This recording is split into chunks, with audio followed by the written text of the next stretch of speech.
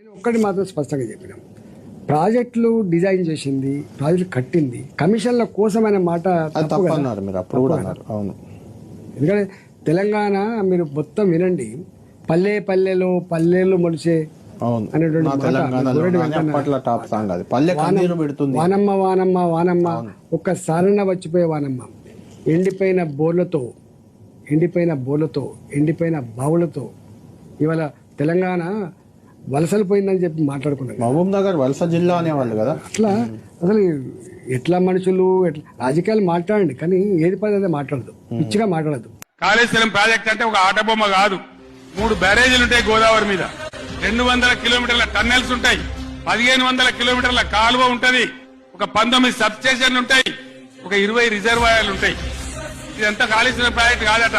ఒక 2-3 పిల్లర్లు కుంగిపోయినాయి. ఎన్నిసార్లు కుంగిపోలే? నాగార్జున సార్లు కుంగిపోలేదా? కడెం ప్రాజెక్టు గేట్లు కొట్టుకపోలేదా? తొందరగా మంచిగా చేసి రైతులకు నీళ్ళు ఇవ్వాలి, కానీ ఇవి కాదు కావాల్సింది, రాష్ట్రానికి ప్రజలకు కావాల్సింది.